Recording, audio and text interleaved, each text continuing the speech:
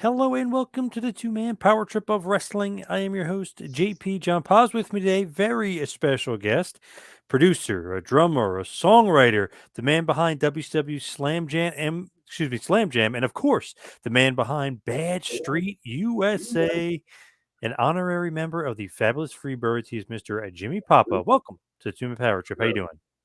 Thank you, John. And I'm excited about being on your podcast. And I hope to over deliver in every way and make this one of your best and most exciting. So, what's going on in your world? What have you been up to? Well, you mean in the past a couple weeks or in the past several years or Well, since you kind of maybe been out of the limelight a little bit, like what is your day-to-day life like? um, day to day is working on uh, putting a new Bad Street website up, which is under construction right now. And basically, I have a over a half a terabyte of footage that has been in my vault since 1983 or subsequently whenever it was shot, 84, 85, 89. But the fact is, none of it has ever been shown. And I have shoot interviews with like Buddy Roberts. I've got me and Michael on vacation in Hawaii. I've got all kinds of behind the scenes stuff, parties that I had at my house. And I've got some pretty amazing stuff. And it's all been digitized, or let's say 85% of it's been digitized. And so they're just starting to, that's a huge project going into all that because that's hours and hours and hours. I did a documentary while I was producing, writing, and playing drums and negotiating with my attorney the Slam Jam album with Ted Turner's people for WCW. I also did a documentary and shot most of it myself, and because we did it in my recording studio, and so I have 8 hours of us in the studio recording that album, Whoa. and that is some pretty interesting footage. Watching the musicians, watching the singers.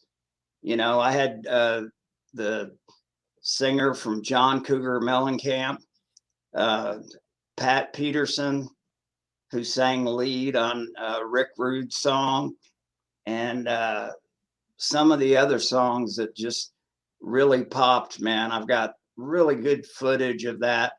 And so all that stuff's going to be edited together along with, some wrestling clips. And, and that's just one thing. We had a Freebird golf tournament, probably around 1990. And I've got that on, that's digitized. And so just various stuff like that. So Dan Bynum was in town and he directed the Bad Street video. So I'm going to be working with Dan and going through the footage, and just there's so many things with the t-shirts and all the other memorabilia, which other people have been selling. And that's another thing I have to go after legally. And um, I'll sign licensing agreements with them, but they have to catch up on what they've sold over the last 7, 8, however many years, they've been Yeah. doing it. So What are That you should. planning on doing with all the footage and stuff, though? Are you going to release it? Oh yeah. What I'd like to do is set up a thing where people could join the website and get like a weekly show, a podcast, but also, and I mean, for not a lot of money, like maybe $2.99. I don't know, not something that's going to drag people down, but give them a chance to boom, hey, now comes along the Slam Jam thing. And the next thing, oh, you get to see the Freebird golf tournament. And the next thing, so in addition to the podcast and, you know, being a member club, give them a discount on everything they buy. And then in addition to that, they get to see all the stuff that's on the channel. So that's the general thought at first. It's not all hammered out, but that's kind of what I'm thinking. How I would like to do it, something like that. If it's something really special, I'm gonna put a Bad Street greatest together, and I'm gonna put 5 versions of the Bad Street song on there, and I'd like to do a new version, and I'm gonna go after Snoop Dogg and see if he'll do the rap, version of the song, and then because I've got him on video walking into Michael's interview at the Hall of Fame. He's singing Bad Street, and I'll get you that clip, if you want to Yeah, drop it's it in awesome. here. Yeah, it's And awesome. he walks up to Michael, saying, "Bad Street, Atlanta, GA," and Michael's like, and he's tall. Yeah. Dog, he's like must be like 6'6" or something. And he walks in there singing, and Michael starts singing along with him, and and he says, "Man, that's a badass song. That's a bad song." And then he tells him one more time before he leaves, "That's one of my," he really liked the song. And I'm thinking, I bet if he's offered that, I bet he would do it. I Hmm. bet he's a big wrestling fan, and wouldn't take him forever to go in the studio and knock that out. So that version, another version, and I want to put a live version on there. I have a version we recorded with Ricky Medlock from Leonard Skinner and the bass player from the Atlanta Rhythm section, and I played drums. And we recorded it in Eddie Offord's studio. And Eddie Offord is a famous uh, record producer. He produced the first 5 Yes albums. So this guy is from another planet, when it comes to producing. So got to work with him, man, and that was a treat. He bought a movie theater and turned it into a recording studio. And man, that was cool working in there with the acoustics, especially for drum sounds, man. I have a chamber. So it was cool, you know. Rewinding back though, when did you first meet the Freebirds? How did you first meet the Freebirds? Because I know we're talking about Bad Street USA, and obviously you played a big part in that, and WCW Slam Jam. But going back, where and how did you end up meeting the fabulous Freebirds, Michael P.S. Hayes, Buddy Roberts, and Terry Bam Bam Gordy? I've never told this story on anywhere. Hmm. But it was kind of a weird thing. Um, Me and my girlfriend happened to catch wrestling on Channel 39 in Dallas. They showed it at 11 in the morning, and then they showed it at 6 at night, and it went up against 60 Minutes. and started beating 60 Minutes in the ratings. Wow. And so one Sunday, completely by accident, just it was on, and we watched it. And then the next week, we watched it again. And then by the third week, we sat down and watched it. And it was the Freebirds and the Von Erichs. It was early, it was the end of 82, like a little bit past the beginning of 83. And so I was impressed. And we went to Sears to buy an air conditioner. And I asked her, I said, hey, do you want to go to that wrestling show? They're having a show, 17,000 people in Fort Worth. And she said, yeah, if you want to go. And so I said, only if we can get something on the first. And so we went. They said they were sold out of tickets. And then we were walking out, and the lady said, sir, yeah, I just found 2 tickets. I said, where are they? I thought she was going to say, nosebleed. On the 3rd row. And I went, sold. And so we went over there that night, and what I saw just blew me away. I mean, the wrestling was just out of control. That was the night that Michael Hayes got beat over the head with a 35 millimeter camera. You know that big scar, that Frankenstein scar he's got on his forehead? He got that night. This guy, he went and he made a mistake. I don't know anything about anything back then, because this is my first wrestling match ever. And we're about 2 seats from where the wrestlers walked in and walked out.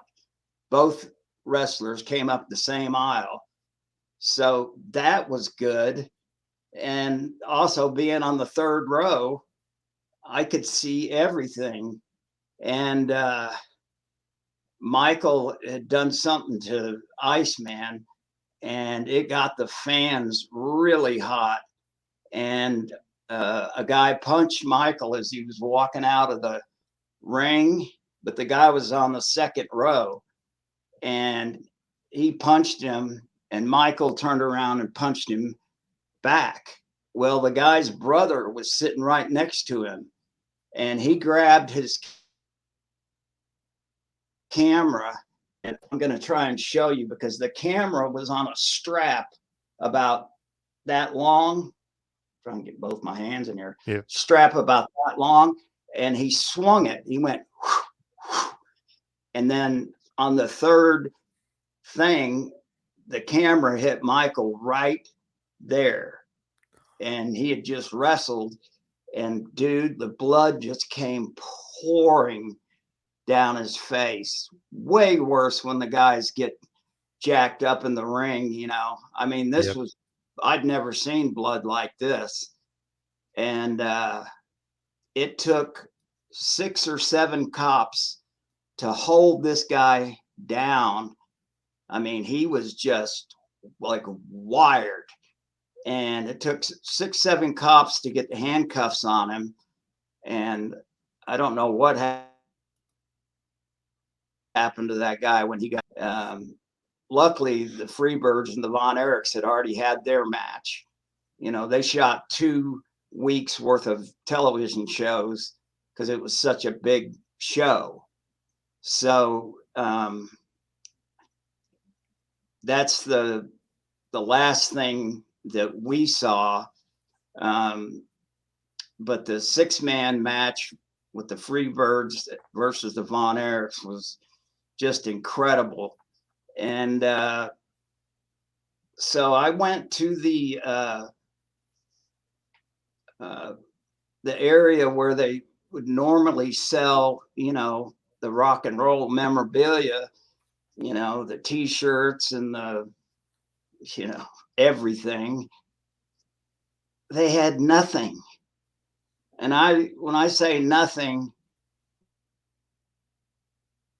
they had black pictures on crummy paper, some of it Xerox paper. And I think they were $1 and $2. And they were mostly just to the Von Erichs. And they weren't even good pictures. And of course, the people were buying almost everything they had, sold out. And I looked at that and I went, oh my God, there's, 3,000 or 4,000 people that couldn't get in that are just standing, looking through the glass trying to see. And so I went, I've got to get in contact with Fritz and talk to these people about marketing because they're not doing any of it. And the stuff that you saw in those magazines, no one had ever done that, did it first. Even Vince McMahon didn't have a department where he filled orders. He had, I think, a Frisbee and 2 T-shirts that he sold, WWF T-shirts. And that was it. And so, when I did that first ad, we had probably 10 items, for sale.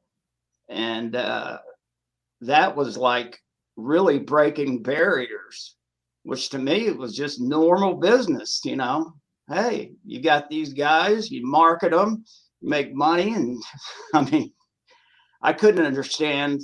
Wrestling was 30 years behind in 1983. They were 30 years behind in the way they put stuff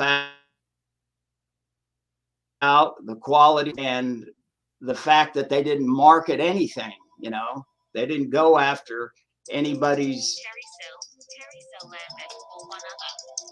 I'm sorry.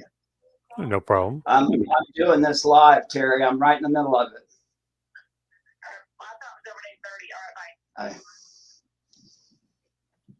Okay, sorry about that. So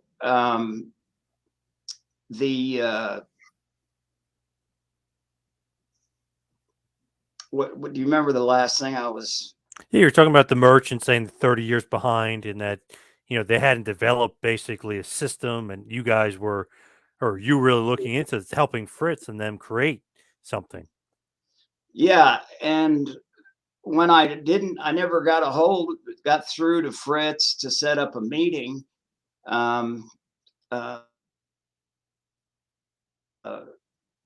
Ex-girlfriend that was dating a guy that lived right above the Freebirds. And she had him set up a meeting with Michael Hayes. And I went and met Michael.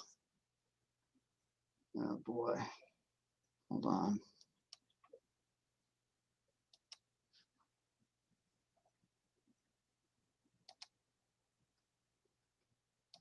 I'm having to turn this off at just for some reason.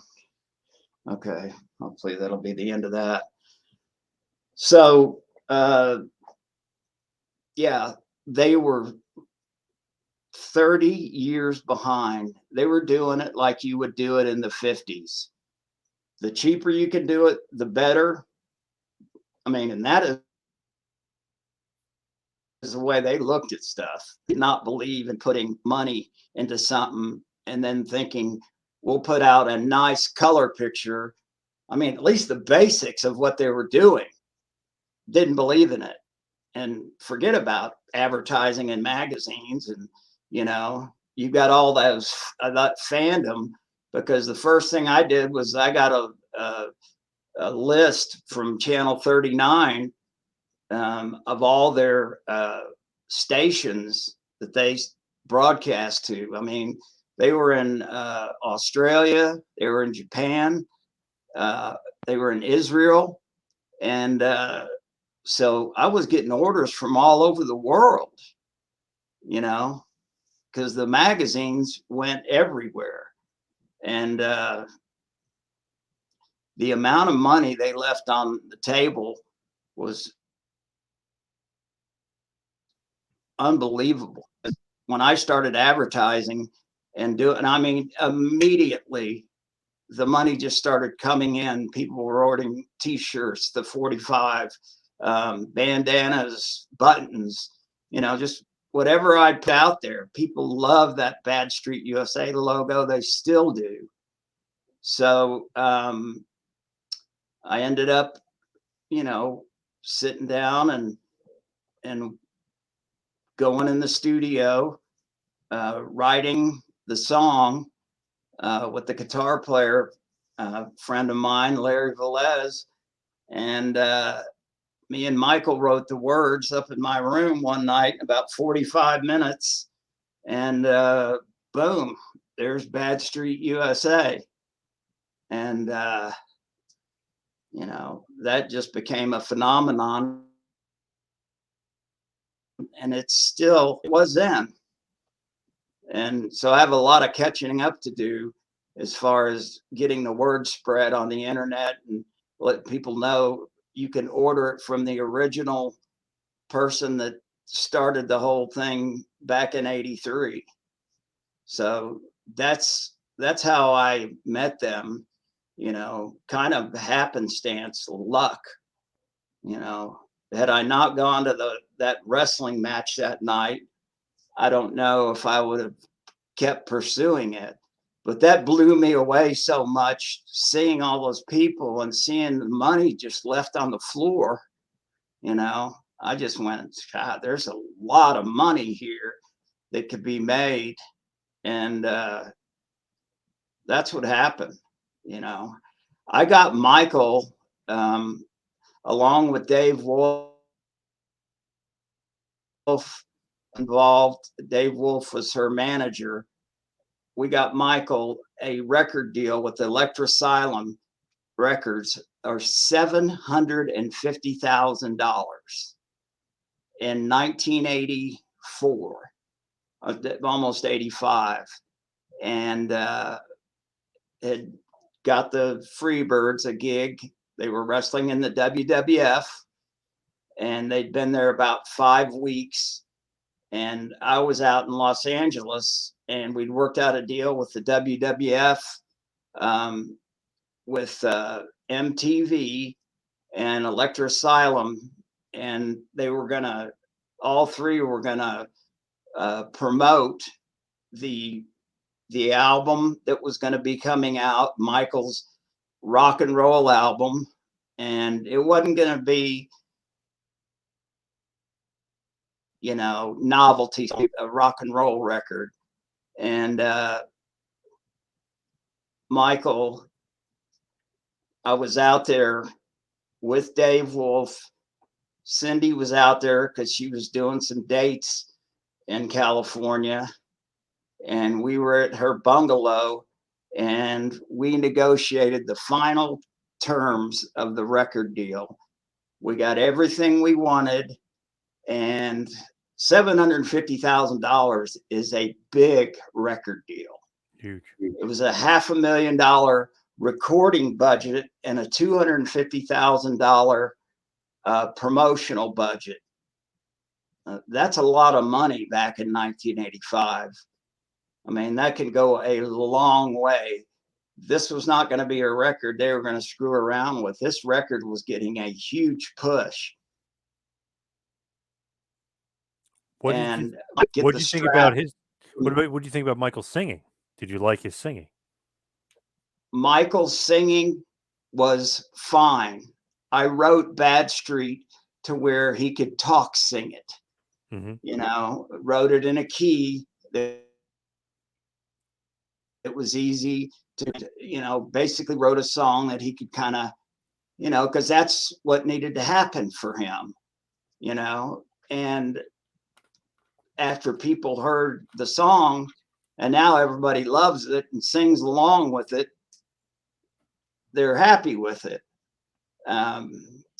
But he really started surprising me. I took him to just about every one of his vocal lessons, and he was getting better and better. And I took him in the studio and got a lot of practice in there with really top flight musicians. And I'm out in California, and we are signing the record contract the next day at noon. And everything is done. And I get a phone call at 4 in the morning, and it's Michael calling from Atlanta, which he should have been in New York or right in that area because they were wrestling with the WWF, all three of them. And Dave was managing them around the ring. That was part of the deal. Me and Dave were going to co-manage the Freebirds as far as really managing them, but Dave wanted to be involved in the wrestling side of it. I had no aspirations for that part. I didn't want to be around the ring or even do anything around the ring. Anyway, he did. It's fine with me. Cyndi Lauper was hotter than a firecracker back in those days. Time magazine, and so I get a call at 4 in the morning. It's Michael, and he's drunk. They were all drunk, and they quit the WWF that night. And Michael, unfortunately, about 5 days later, had a tour in Japan booked that he went and which was fine with the WWF. He was going to go do that. It was booked prior to them getting booked up there. And so I told Michael, I said, do you understand what you do? I said, do you know how hard it is to get a record deal for a band? I said, getting a record deal for a wrestler, I mean, people were like looking at me like I was from another planet. You have a singing wrestler? Yeah, right. What kind of shit is this, man? You know? And well, it turned out to be a big deal. But he said, yeah, we all quit. And I said, well, you didn't. I said, because you are going to be in so much trouble because of the contracts that we've signed with people. You can't just quit. I said, you better get on the next plane back to New York. Don't even worry about Savannah. And you better go back. And if you have to get on your hands and knees and kiss Vince's feet, you better apologize and tell him you're back. Well, so he went back and he took Buddy with him, and they did the rest of their dates. And then he had a month in Japan. Well, that was bad timing. Had that not happened, we might have been able to put things together, but he goes away for a month. And when he comes back, the record company, everybody's skittish. Who walks away from $1 million? You know, Yep. I mean, multi-millions of dollars, because, 3 years later, the WWE novelty record, and it went double platinum. And they put out just a joke, record with Gene Okerlund singing on one song and the Yep. parrot and the other guy singing on. I mean, it was just bull crap. Pile driver. Yeah. Yeah, pile driver. It should have been pile drived in the far deep earth. But they took my idea and they didn't get it right off the bat. They thought, oh, we got to get a wrestler and take him and record a song, because then Turner hired me a few years later, and I said, there's no more wrestlers singing. I'll write the song about the wrestler, and then we will do the record. But I didn't want any participators. And that's what McMahon did for the next 2 or 3 albums. I know he did it for 2. He grabbed wrestlers and had them sing. Yep. Which was, people aren't going to want to hear that over and over and over. So it was a huge mistake on Michael's part. They were going to put the strap on him. He was going to be the world champion in front of Hulk Hogan, by the way. They were going to turn the Freebirds against him. And, Terry and Gordy and Buddy were going to be the heels. And Michael would have been just a fantastic Michael in the shape he was in. He was only, I think, 24 at that point in time. It was the perfect time for him to do that. He got back from Japan and they went, can we trust this guy again to put out 750 grand? That's just what the record company was putting out. That wasn't MTV and all the other people. So yeah, Quentin blew it. And so I ended up financing the record myself, and I put out the Off the Streets album, and it did real well. We sold a bunch of copies of it, and it made its money back and a lot more. And the Bad Street stuff kept selling, and that's when I kept developing more merchandise. And so that's kind of the story of what happened with. Do you still talk to Michael today? Are you still friendly with Michael? Yeah, just texted with him because they had 5 shows back to back to back to back. They did WrestleMania weekend. Yeah, they had Friday SmackDown, and then they had the Hall of Fame on the next night, I think, and then they had the Saturday and Sunday WrestleMania. Yep. And then tonight they're wrestling at the American Airlines Center for Monday Night Raw. So I texted him day before yesterday, and I said, do you want to get the girlfriend of mine lives in the building right across from the AA where they're working? And I said, she's going to reserve a whole floor. And he said, man, normally I would do it, but he said, we just got off a 5-day deal. And, his next thing after that is getting on the plane and going back home. And then he doesn't have that many days off there, So, we still talk. Yeah. That had to go underneath the bridge quickly because I had so much time and money and everything invested in him. I had to do something to recover from that record deal not going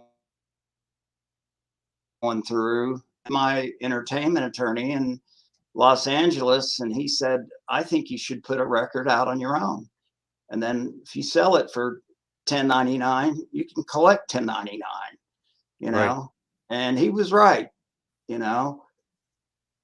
but the other way would have been very right also, Oh my that God. would Yeah. have been, that it would have made both of us millionaires, because our record would have gone double platinum. I mean, theirs did, and it was junk. You know, we're going to put out a good record. So, but yeah, that was a punch to the gut that lasted. So that's that's the way. But we continued on, and I mean, that was in 1985. I mean, we worked together, you know, all the way through. I think he went to the WWE in like 1994 or something like that. And then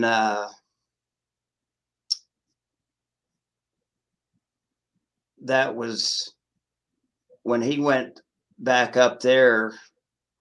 He was tied up doing all kinds of Doc Hendricks and different kind of stuff, and there wasn't really a lot we could do because they weren't pushing him as a solo wrestler or, you know, really anything else.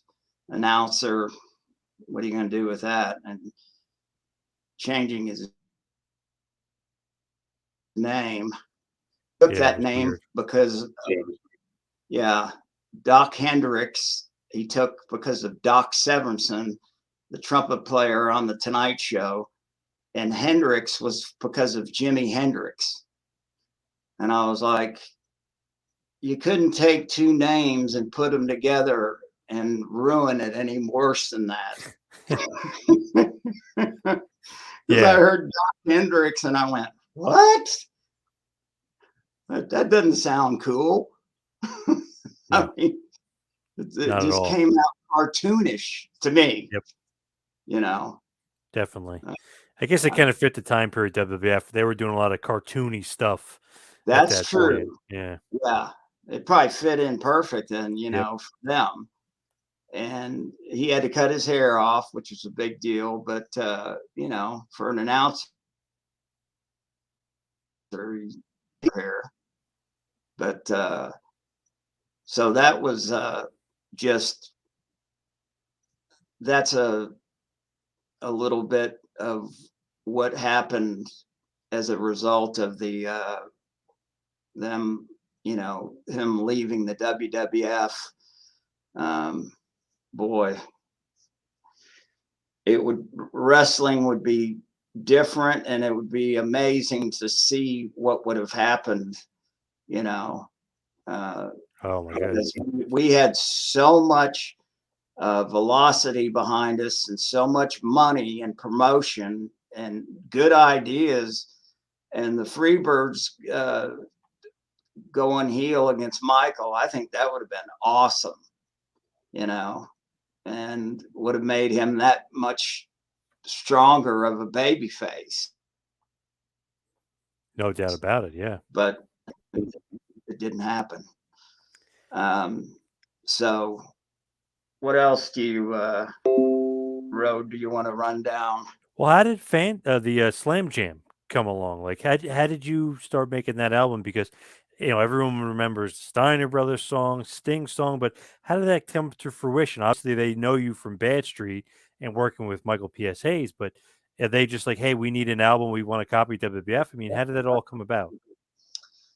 That happened a lot because of the Bad Street success and then the Off the Streets album. So that was the really only person they could look at to see, well, who has put out a rock and roll album, you know, and had a success, put it out on my own label. And so he and my attorney flew to Atlanta. We met with the higher ups at the WCW, and I wrote. I think I went there with like maybe 4 or 5 demo versions of those songs. I think Man Called Sting might have been one of them, and it might have been played on an acoustic guitar even. And then uh, I think there was three others or maybe four, and so I took that and they liked that. I want to make sure we get this deal, and so we went back a second time, and I went back in the studio and recorded a stronger version of all those songs. And I had Don't Step to Ron on there. And so I think we had like 6 of the 11 songs. And I also got Bob Von Jerchy, who was the editor for World Class, and we got footage from Turner, and I actually rolled the music and had Sting come out to the song I wrote, for him, with a couple of the other guys, and Darwin Knort, Michael uh, did words on several songs. Anyway, so we went back for the second meeting, putting that video on and letting them see their guys actually come out to those songs. I think that's what made them go, hey, this is it. You can really feel and see what the guy looks like coming out to that when it's edited together and done right. And so after that played, I think they gave us a decision right then and there in the control room after it rolled. You know, they were, I think we were real far, because anybody else would have been starting just from, their group, maybe their songwriter. I don't know. I don't know who the competition was, but we got the deal. And, then went back and they told us, the other 5 guys, that they wanted songs for. And so we had to go in and write songs for those guys. And they notified us after we negotiated the deal, oh, by the way, we want this done and out for Christmas sales. Oh, And this is in October.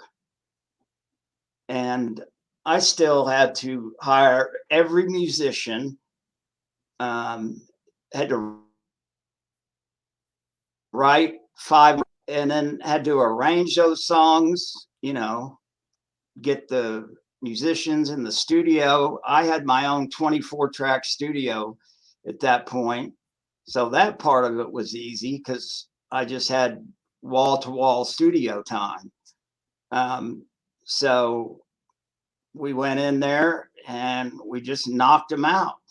Pretty much almost every song on the first take, because if the drums don't make a mistake, you don't have to do the song over. So I knew the songs backwards. I wrote on every one of them. So went in there, knocked them out, and then started doing the overdubs and working with all professional singers. You get through the process quicker. But still, that was a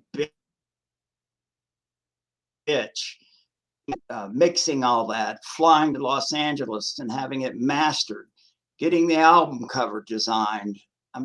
Getting the ads designed for the magazines, and just ads designed to go on TV for Turner. Turner sent a guy down to mix the mixes for television. Real nice guy. and he was a blast to work with. And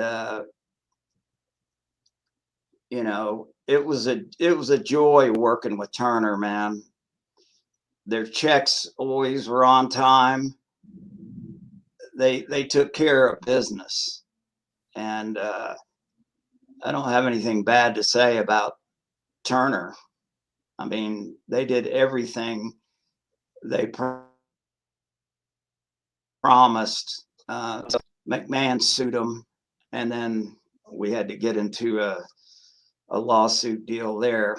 But I don't know if that's that interesting. What was it over though? What was the lawsuit about? You got a little garbled there. What was the question? What was the lawsuit about though? What was it all for? You still went a little electronic sounding on me. What was it all for? Is that Yeah, what the you said? lawsuit. Yeah. The lawsuit.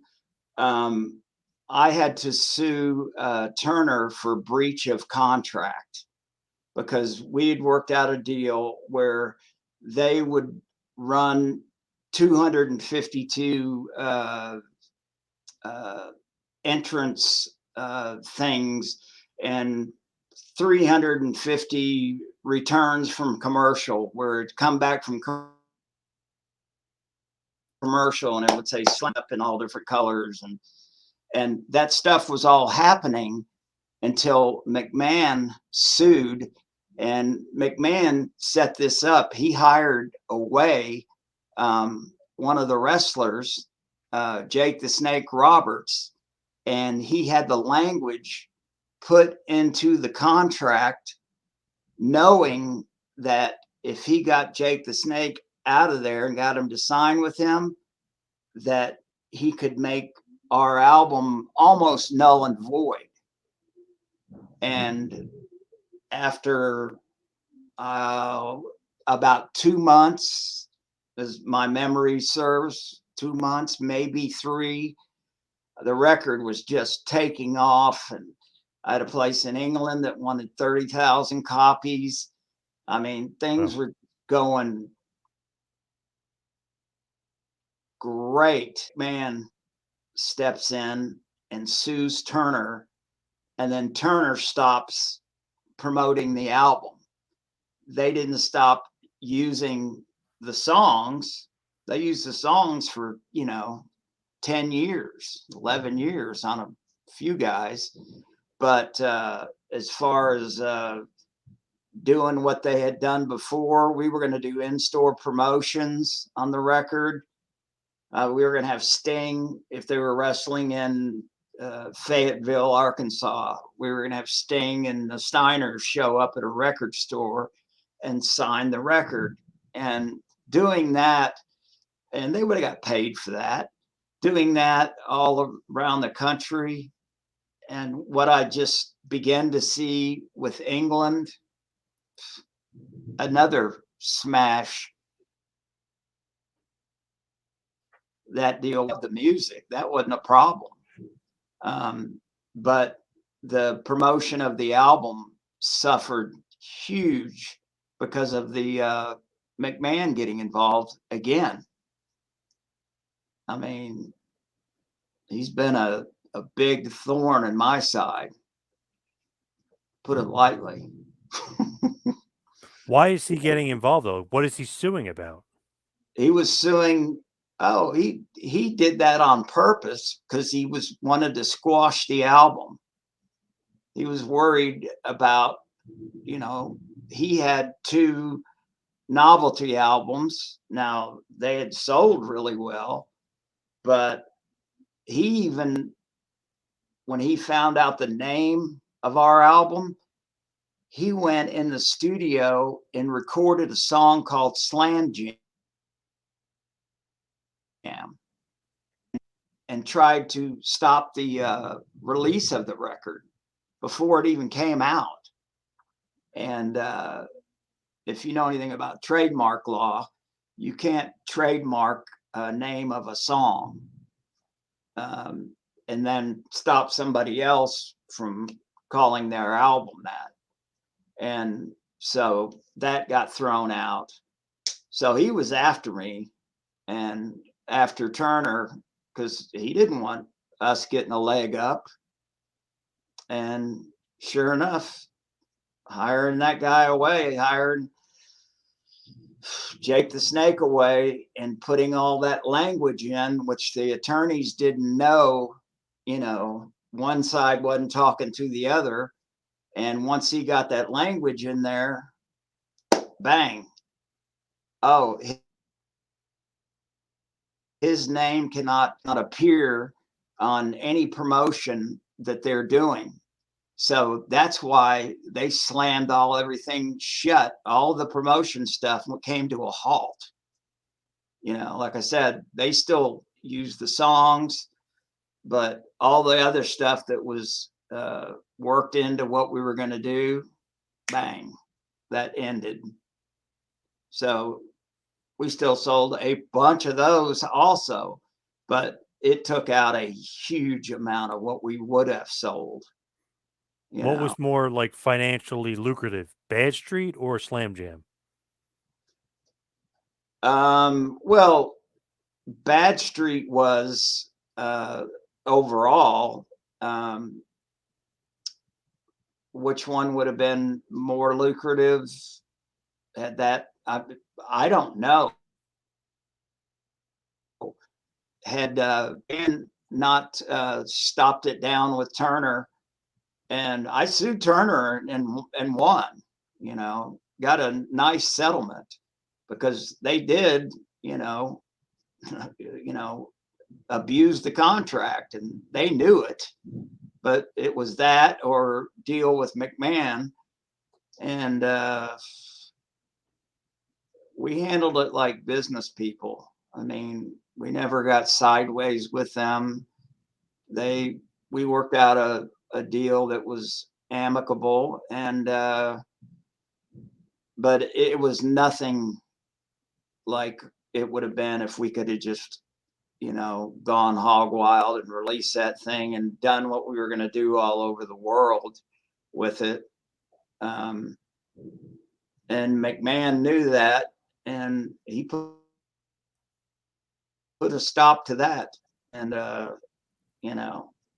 I could go on and on about things with McMahon, but there's other things besides lawsuits Yes. Yep. that are entertaining and exciting about stuff that happened around the Bad Street, the Freebirds, the Slam Jam. We did a concert at the Omni in 1987 in front of 19,000 people, and it was awesome. And I own the rights to that, and I haven't released that. That's something else I'm going to put together on a package and put out. And we did a live concert at the Sportatorium in 1988, and that Michael brought Kerry Von Erich and Kevin Von Erich on stage, and Buddy had been drinking that night, and Buddy came up, and he was wrestling with Iceman back then, and he came up on stage when Kevin and Kerry were up there, and he grabbed a guitar and took a swing at Kerry and hit Michael with the guitar. And man, he cut Michael's head up here in the hair. And just, I've got video of it. I mean, it's the hardest guitar hit you will ever hear. This was a real guitar. It wasn't any balsa wood or any kind of. This was a 335, and bang! It just about knocked him out. He wasn't out cold, but he was out on his feet. And I'll get you a copy of that footage. Yeah, that's awesome. It's pretty crazy. So that was at the second concert. The first concert, Michael, Terry, and Buddy, all three were on stage, and it was the first and only time we did Bad Street with all the Freebirds, and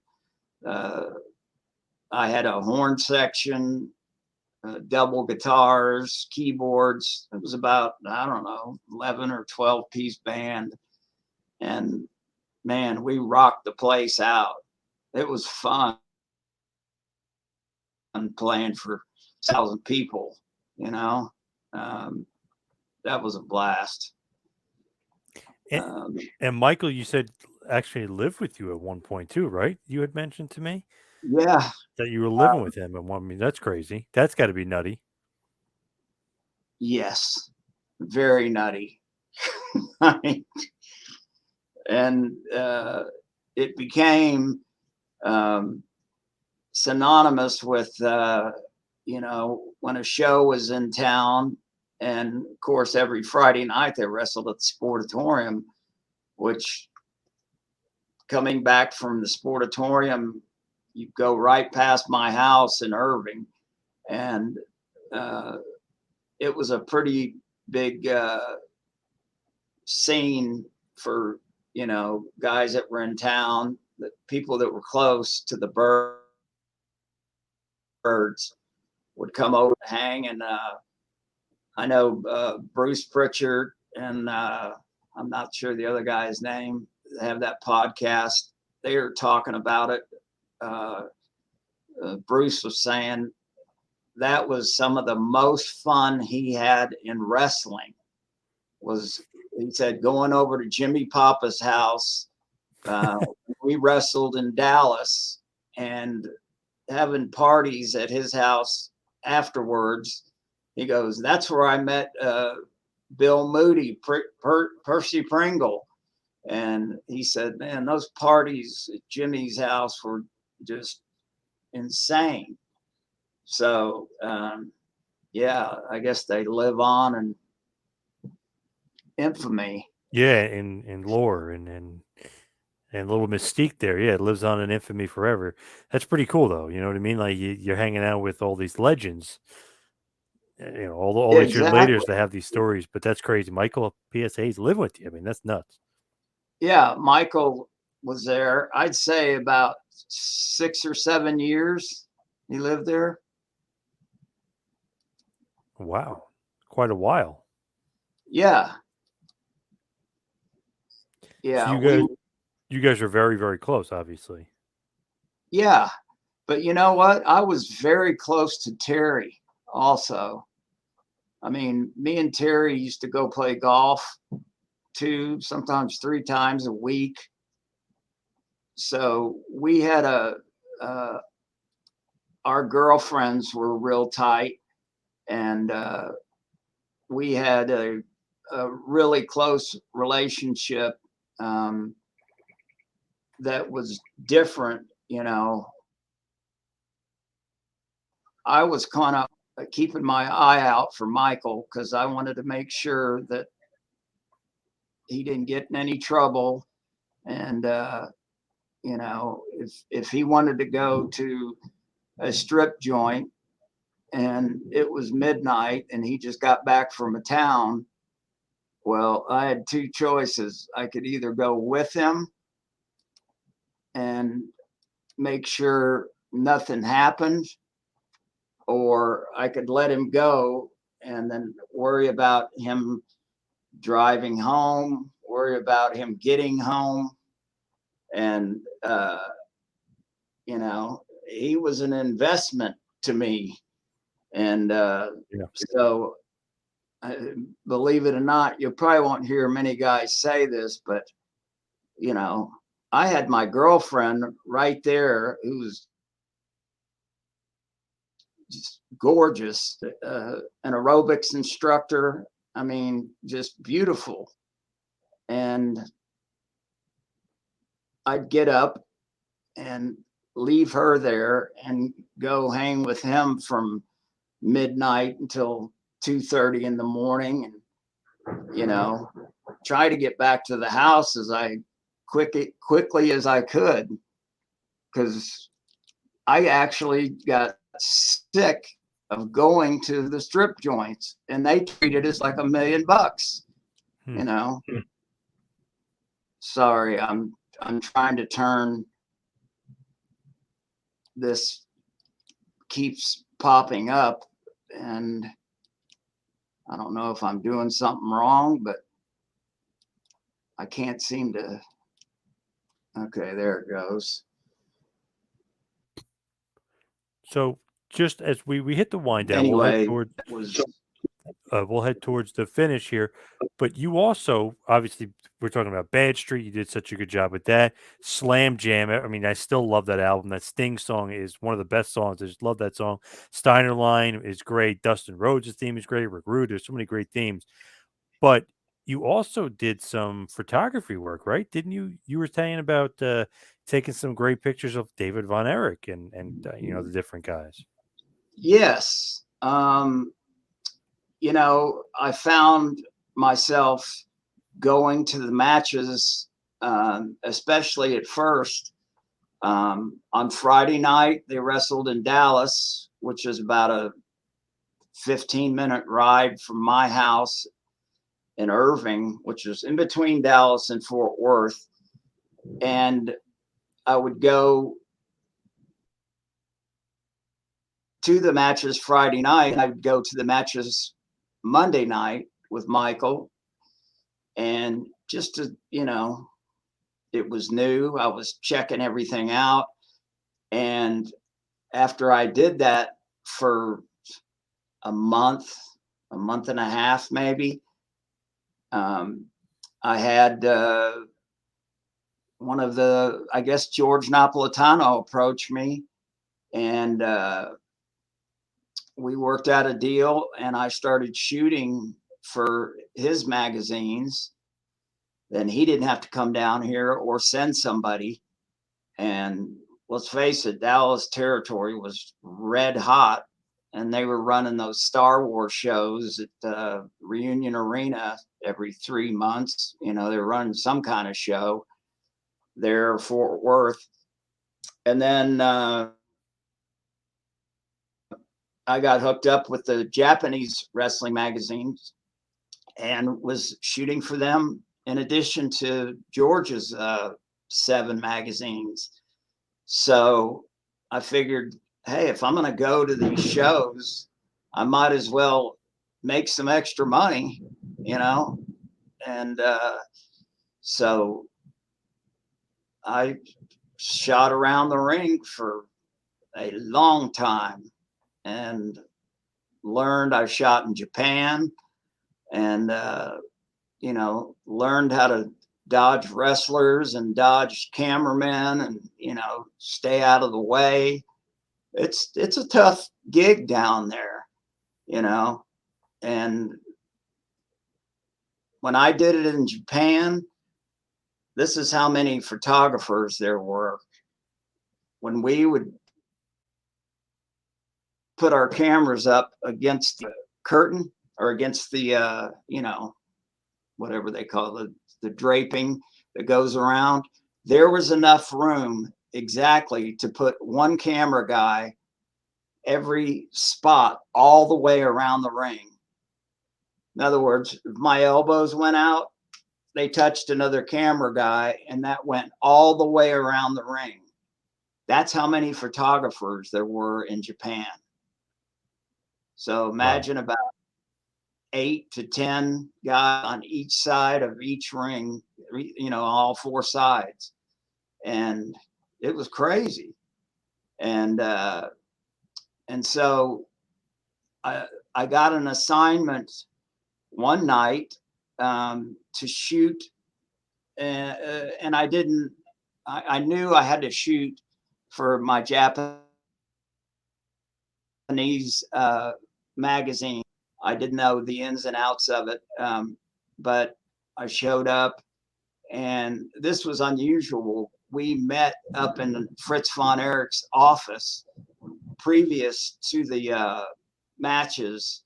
The matches were, they were shooting. You know, Channel 39 was there. They were shooting the shows, um, and there were no photographers there that night. And so went up in the office, and Michael, I think, had just got back from Japan, maybe a couple weeks earlier. Could have been 3 or 4 days, I can't remember. But Michael had the belt for Japan. I don't know which thing was All Japan or whatever, but he had the belt.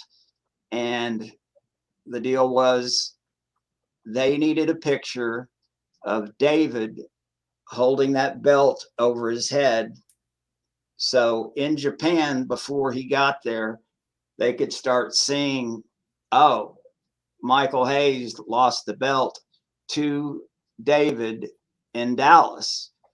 Okay, so David's now I don't know if he was Japanese champion or what the belt was exactly, but I'm sure it was a pretty big belt.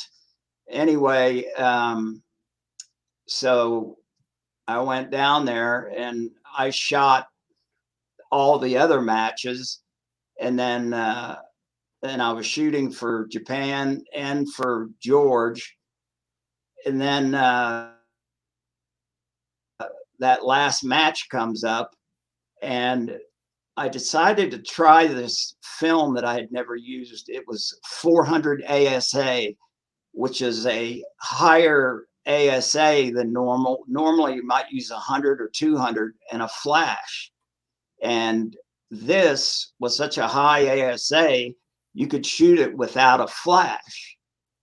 But what it did was it created a look on the film, which was really cool. It created kind of not a sepia tone, but just a little bit of a ghosty kind of look, but clear. It's hard to describe, but I'm glad I chose to use it that way. But it ended up being kind of a creepy thing, because I shot the last match and had the strict instructions: make sure you get David with the thing over his head. So I look down at my camera. I'm shooting away, shooting. I look down at my camera and it's on 35. Well, you got 36. When you're shooting film, you got 36 times you can shoot. And I went, oh boy, I don't have time to change into another roll of film. Plus, I've already shot this whole match in 400. And I wanted to all match. So I just have to wait until the match is over. And I knew it had to be fairly close to the end. Anyway, so I just hung out and waited. He rolls Michael up. Dave puts the belt above his head. I turn the camera up and down, and that was literally the last picture on the Nice. on the last roll of film that I was going to use that night. And it was the last time Dave wrestled at the Sportatorium, and then he goes to Japan, never wrestles over there. And they find him dead in his room. And that picture that I took was on the newspapers in Tokyo. It was on other wrestling magazines.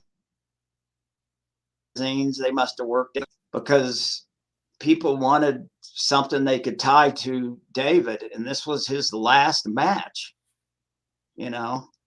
And so that picture, which I don't even have a copy of, because I loaned the magazine to the Freebirds, and they used it at Texas Stadium. and I never got the magazine back.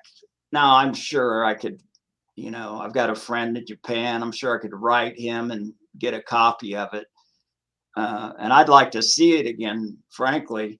But that was really an interesting thing because, David was talking to me and he's like, Jimmy, I'll find you, And I said, I'll be where you can see me. I said, just, don't make eye contact with me. And I said, I'll get the shot. And that was just weird, man. Getting really close with him on that whole match and the whole finish and getting that. And then, 72 hours or whatever, boom, find out he's dead. And that's just like, oh my God. So there are stories that we may have to do on a part two. Yeah.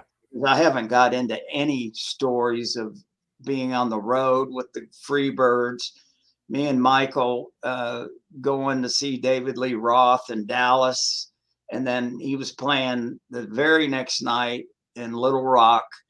And we flew to Little Rock to see his show again. And, that's song that American Band put out. We're an American Band. And they Yep. say, Sweet, Sweet Connie was doing her act. She had the whole show, and that's a natural fact. Yep. Okay. Well, that's about Connie doing favors. She was a groupie that took care of all these, going back to Grand Funk Railroad. She was probably 15 or 16 back then. Anyway, when we got to uh, Arkansas, Little Rock, Sweet Connie was at that show. So here we are hanging with David Lee Roth, and me and Michael are talking about, there's Sweet Connie over there from We're an American Band. And then she was there. I mean, she was probably, I don't know, maybe 38 or something, but she still went to a lot of shows. And I think she brought her daughter with her or something. But that night was crazy. And when we have another uh, deal, I will tell you about some of the crazy stuff that happened when we got back to the hotel with David Lee Roth and what Michael was doing. It was just insane. But I mean, there's so much stuff like that, and some of those stories wind around, and they're very interesting and very telling. But I think we got hopefully a good amount of stuff for tonight. Yeah, you're right. I think we're gonna have you back for part two. We'll talk about Now, DLR. We'll talk more about the Freebirds. We'll talk about some more stuff. But before we let you go, where can everybody find you? Do you do social media? Do you have like a place where people can find you and reach out or just check to see what you're up to? you're uh, the last 5 or 6 times you've talked to me, your voice is coming over real electronically, like,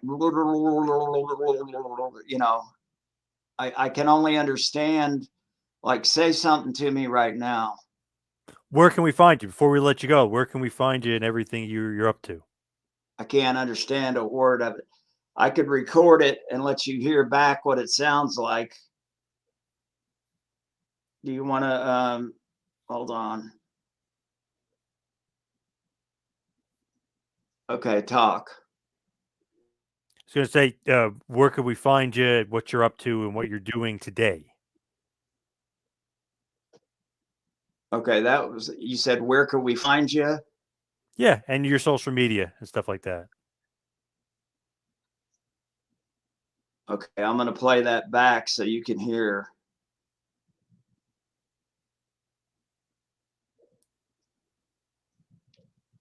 Talk. say, where can we find you?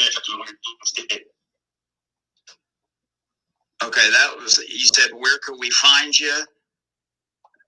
Social media. See how that sounded at the second one? Yep. That's how most of what you've been talking, that's how it's been coming across to me. Not everything. Weird. Like that was fine. I don't see intermittent problem, which are the hardest, because if they're not doing it all the time, how do you fix it? Yep. Like right now, what were you saying there at the end? Oh, before we let you go, give us all your social media and what you're up to now. That was all garbled. Wow. I wonder what's going on there. That's crazy. And then that was not when you said, wow, is your cord in a certain position? I don't think so. Seems like it's okay. Your mic is here or up there? Yep, right here. Move, jiggle your cord around and move your mic around a little bit. Let's see if we can find out where that ghost in the machine is, because it does go away. Is it better now? Is it better now? Yes. So social media, where we can find you? Yeah.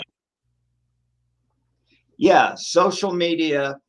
I've got, if you go to Bad Street USA on Facebook, if you go to Bad Street USA on most things, I have Bad Street USA. Okay.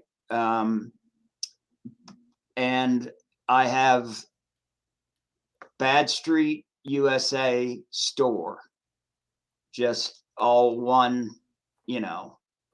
.com. That is under construction, and hopefully, when will this air? Should be next week. Okay. I don't know if I'll have it up by then, but that I'm paying $40 a month for it. It's been under construction for 3 months, and hopefully I'll have it. Hopefully in the next couple weeks, I'll get it finished. The right guy stepped in. I could have it done in a couple nights, because I've already got the pages already finished. I just have to get them loaded and locked in, and it's not that difficult anymore. So that's where we are as far as that goes. I have the name trademarked, and so most people don't jack with the Bad Street USA, but people have sold the shit out of my Bad Street t-shirts for years, and some for a year and some for, there's new places popping up all the time. But I've got an attorney, and we're going to go after those people, and they're going to have to pay back, monies on what they did. And if they want to continue selling it, they're going to have to sell my official Bad Street logo, not one that's sloppy and I don't know what the problem is. But I want, if people are wearing Bad Street shirts, I want them wearing, this is, an official Bad Street USA shirt. And only my shirts, I don't know if I'm in the right camera position, but can you see on the back? Yep. Yeah. Only my shirts will say that. Shirts will only be printed on the front. And I do sell shirts out of Chicago, out of that Pro Wrestling Tees. So people can order it right now from there. But I hope to have this up pretty damn soon where they can order it, straight from me. And I'm going to put up a lot of memorabilia stuff, from the old days, and special shirts that you can't get, anywhere else. And I've got probably close to 2,000 pictures that I have never put up for sale. I've got posters. I've got signed stuff. The boots that Michael wore in the 6-man battles, they still have blood on them. I've got all kinds of neat stuff that I'm gonna make this website really special. I want to have a VIP club where you can join the website, and like I was telling you, like for $2.99 a month, you join the VIP club, and you go upstairs, and door opens, and boom, you walk in there, and you get to see some special stuff. Pictures that we won't just show anywhere, video things that like parties we had. Can't show all of the parties and all what happened, but just some stuff that would make the VIP room really worth going into. So that's just a little bit of ideas. When it comes to marketing stuff, man, that's my favorite thing to do. I love putting my stuff out there, but then I like putting it out there and then really making a neat twist where I don't sell people crap. I want to sell people something that I would want. Like these shirts, it cost me $5.50 to put this on the back. And so I lose $1 on every shirt I sell up there just because I insist on having that on the back. But I don't care. I'm not going to get rich selling shirts through them anyway. So I just always have really prided myself on selling stuff to the fans that it's something I would want to own. You can't get up there right now. We're on the phone and on the video with John, and John doesn't even know you. And there's John. Hey, buddy. This is Sunshine.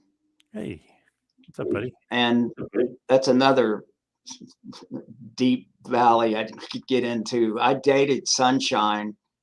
I don't know how familiar you are with World Class, but Yeah, she was the valet in War Class. Yeah, I dated her for about a year and a half. I met her over at the Freebirds one night, and boy, that's man, I completely forgot about that. We need to do a deep dive one night. Yep.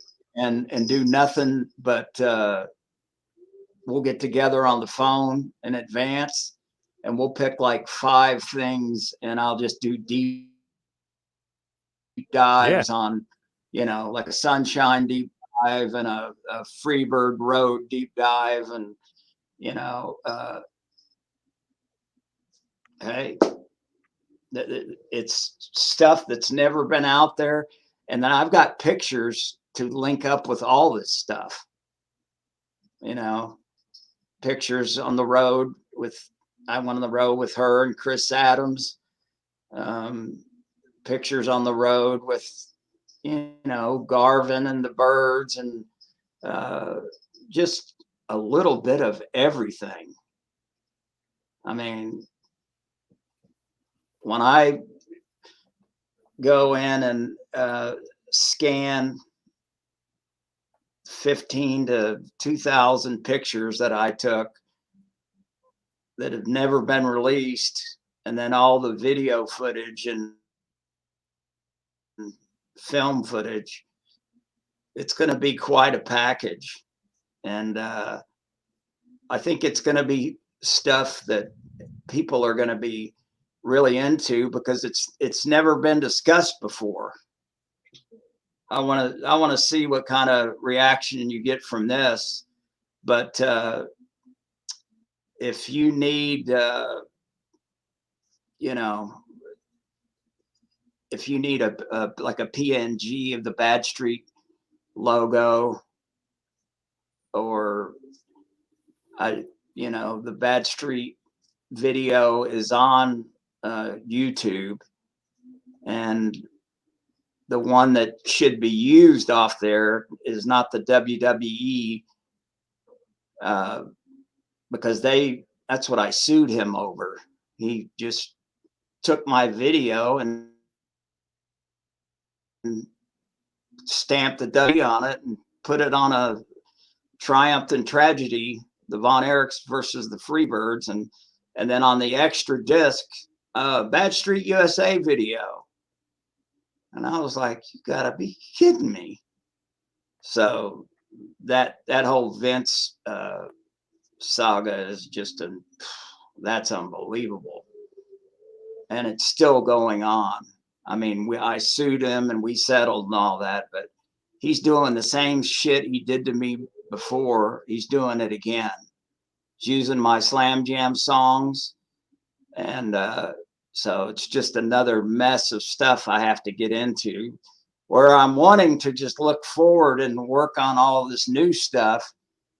I can't neglect the stuff that he's using now illegally. And lawsuits drag on, go on forever. And I don't want to sue him again. I want him to settle with me somehow. So that's just a whole nother level of working with attorneys out in LA and all that.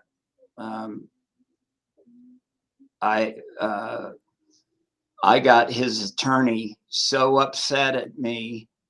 Now, this is supposed to be an attorney that is representing Vince McMahon, and he's got his head of publishing and his music department sitting right next to him.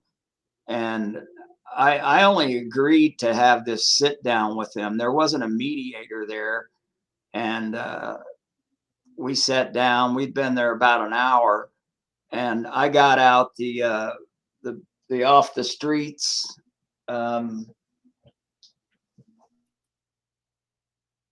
CD. I think it was a CD. And something kind of like this.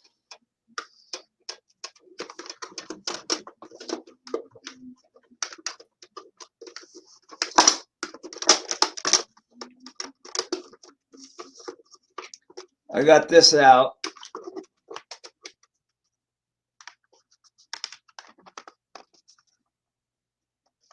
And this is the back of the, so I set these two up, and then I had a cassette copy of each one. Nice. And I sat there and I went through, I reverse engineered what they had done to me. This attorney came up with this way of stealing my songs.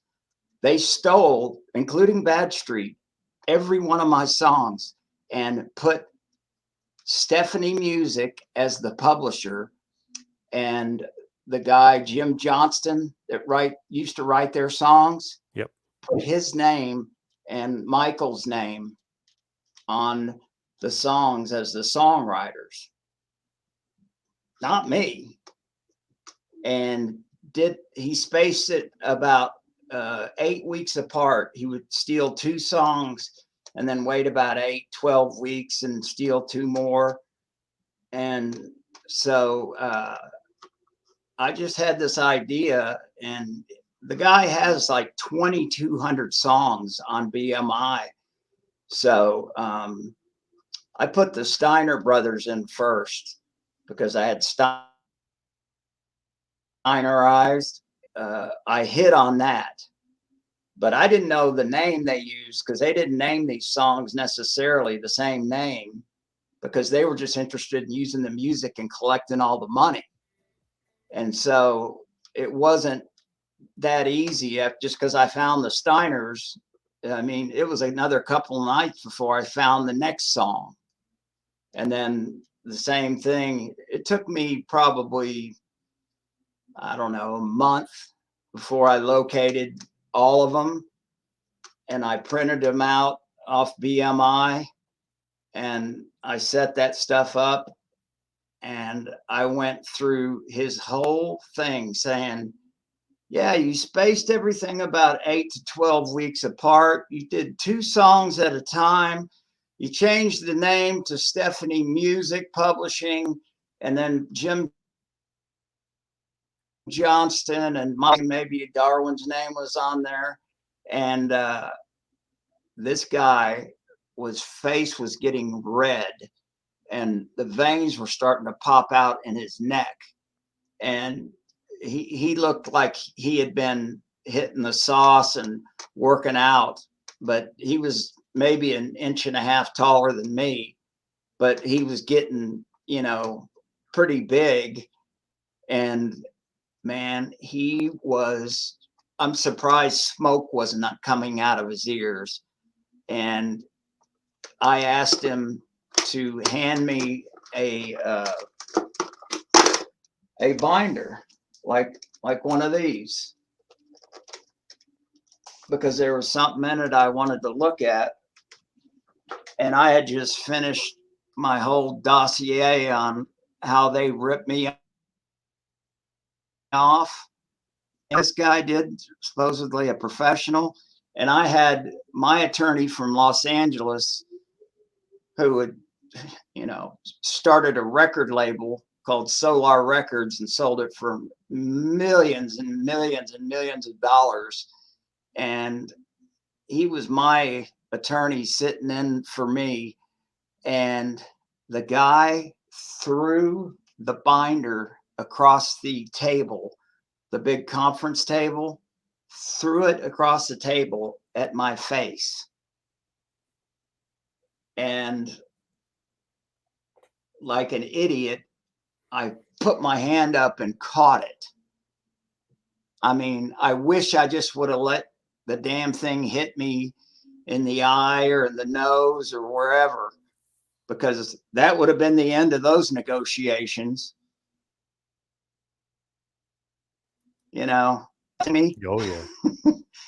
But I caught it, and of course we took a quick recess, and me and my attorney went to the bathroom, and I said, you saw that? I mean, he threw that at me, right? I mean, he said, oh, absolutely.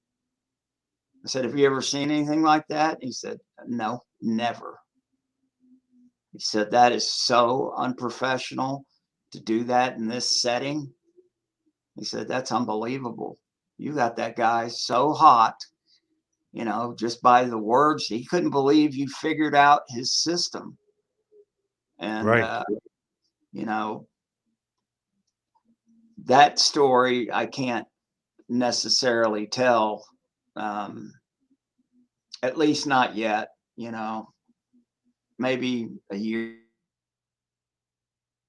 from now, they have to deal with them on all this Peacock stuff. They're playing all that Slam Jam stuff as they sold it to Peacock, but I'm not getting a dime. And I should be getting paid for every time those songs are used, which is right now, there's probably hundreds of them being played all over the world. Yep. But NBC Peacock owns, I think, Canada and all the United States, but McMahon still owns South America and Europe and all that. But I'm not getting paid for any of it. So another thing on the list of things to do tomorrow. Oh yeah. So, But Jimmy, thank you so much for all the time, though. We appreciate it, and obviously, part 2, we got a lot to discuss for a part 2. oh, dude, part 10 if you want to do, but part 2 we will frame it out, because I think we did a good job with bringing people up to date on how things were kind of put together, but the next one we can purposely go in with having stories like the sunshine, man, that stuff's never been told. And what happened the day of that video shoot is absolutely, that'll curl your hair, man. It was crazy, crazy day. Way beyond anything you might think happened. And I'll leave it at that.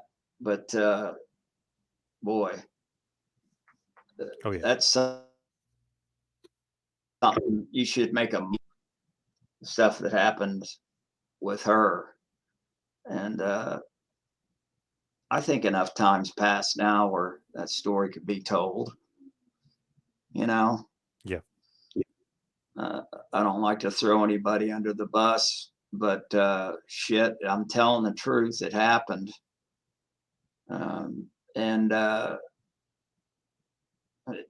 it's very juicy. So do you have to be up early in the morning? Yes, sir. Got some work Where going on. you? But let me exit out of here. But Jimmy, thank you so much for all the time. Appreciate it. You are